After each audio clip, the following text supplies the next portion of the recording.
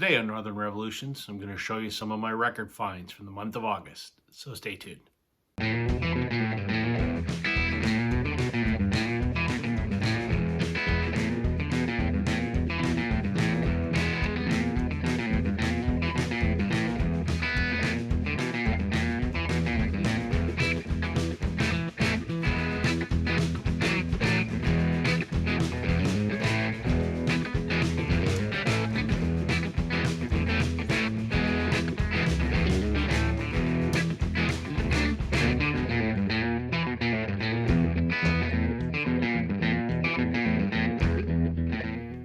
Hey Vinyl community, welcome to Northern Revolutions. I'm Rob. Welcome back if you're returning.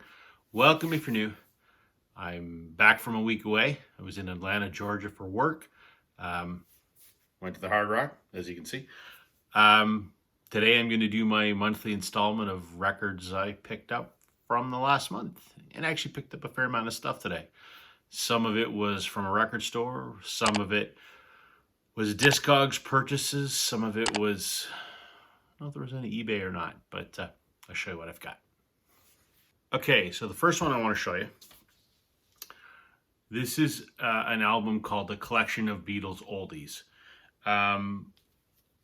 I've mentioned in several of my other videos that I'm working on putting together my collection of the Beatles original UK first pressings in mono.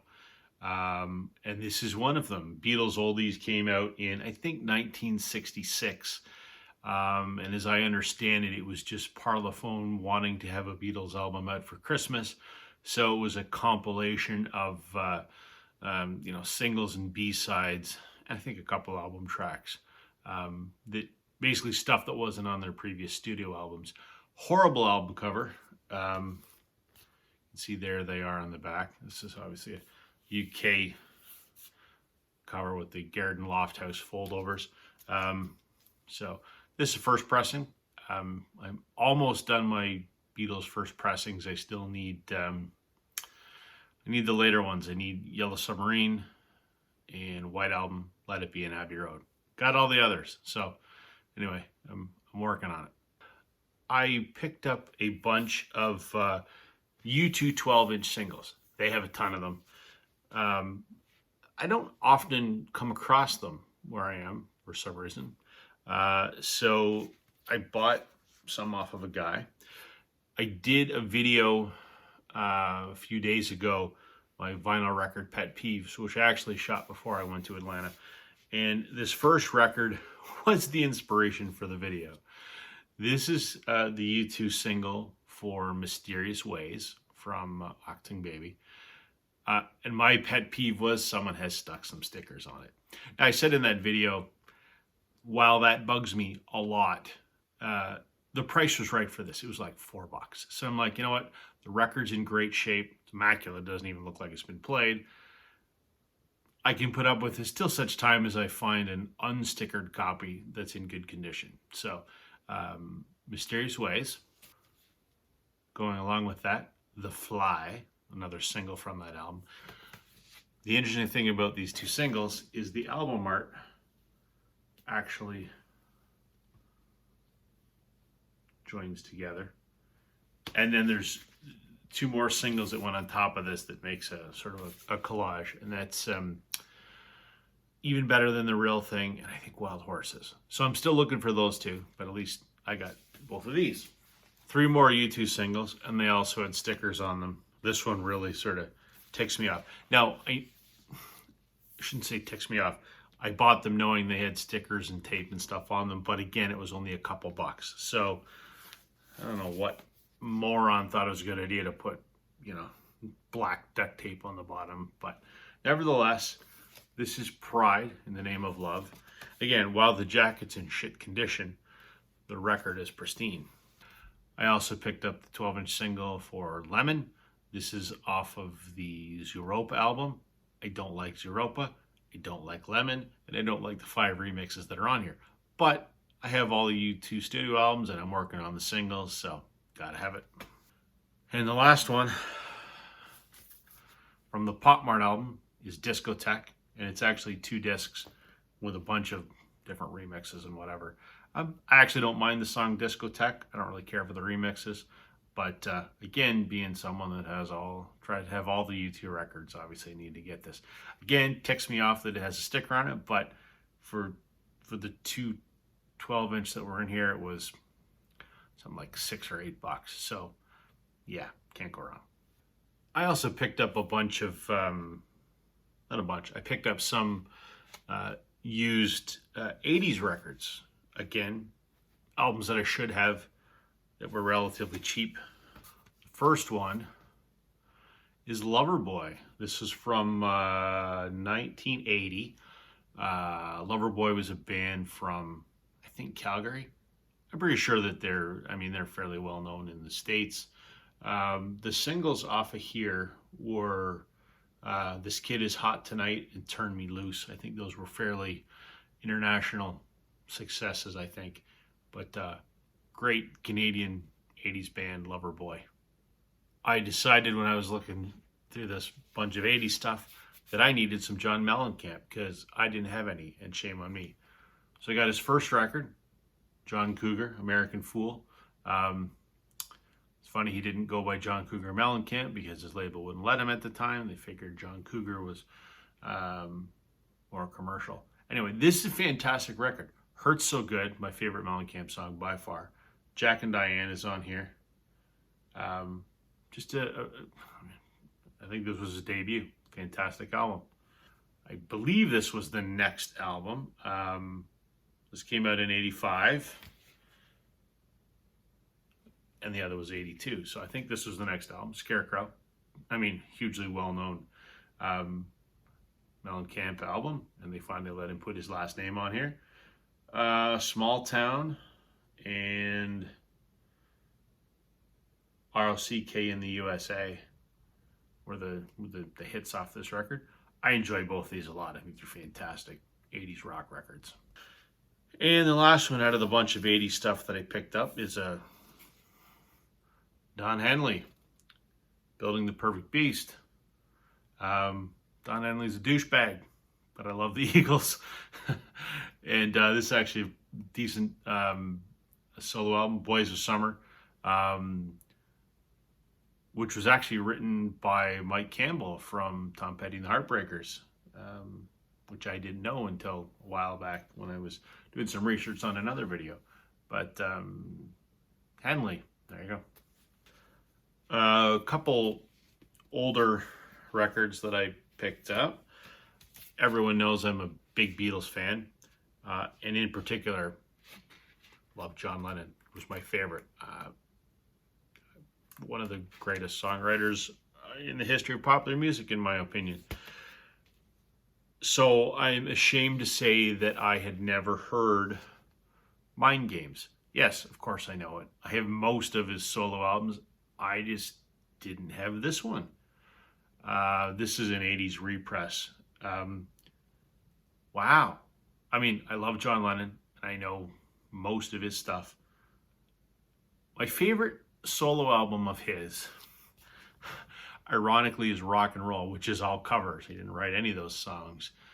But I just liked that sort of raw, early rock and roll vibe that it had to it. And I think John does that well. And this album feels like that, but they're his originals. So I love this. I think now maybe my favorite John Lennon solo effort. And the other occult oldie that I picked up is Hendrix, Are You Experienced? Cover's in rough shape, but the record itself hasn't been played very much. It's in fantastic condition.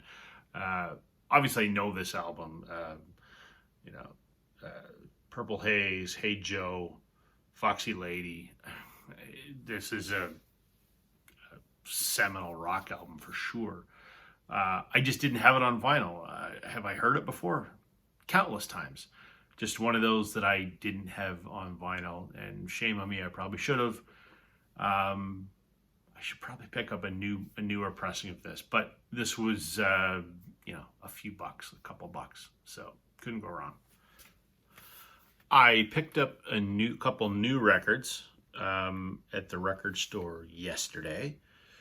This is one that's been on my list for ages to pick up. I've just never stumbled across it before, and they had it new. Carole King's Tapestry. One of the greatest selling female albums of all time. If I remember, when I read up on this, it sold like 30 million copies. Yeah, phenomenal. Carole King, obviously an incredible songwriter, along with her husband, Jerry Goffin, ex-husband, first husband, whatever. They wrote a ton of early rock and roll hits that you would know. Pleasant Valley Sunday for the Monkees. They wrote some stuff for Elvis. I mean, I can't remember them off the top of my head. Anyway, this was her debut solo record from 1971. This is the 2021 repress. God, what a phenomenal album. I Feel the Earth Move, So Far Away, Where You Lead, Will You Love Me Tomorrow, You Make Me Feel Like a Natural Woman. Wow, I mean, her voice is incredible. So I'm glad that I finally have this in my collection, and I think for the next few weeks this will be in fairly heavy rotation. And the last one I picked up, I knew nothing about, but when I saw the name on the front, I picked it up. This is the new album, Carry Me Home. It's by Mavis Staples and Levon Helm. I love the band. Levon Helm was a drummer for the band. Mavis Staples was part of the Staples Singers, and she's a very incredible singer in her own right. So I grabbed this because I love the band. A couple thoughts on this. First of all, what a shitty cover. But when I looked at it, I went, boy, that looks incredibly familiar. Why? Damn near looks identical to the Eagles' The Long Road. I don't know if that was intentional or not. Nonetheless, this was recorded in 2011, about a year or so before Levon Helm died. He had a studio in Woodstock, New York, where he converted his barn to a studio, and he'd have these things called the Midnight Rambles when people come over, and they'd have just a sort of rip-roaring concert. And this was one of these events, and it was recorded. Some context. The Last Waltz, which was the farewell concert by the band, they invited a lot of their famous friends. They did a version of The Wait with Mavis Staples and her dad, Pops, and their band. And that was incredible. Mavis and Levon have been friends ever since.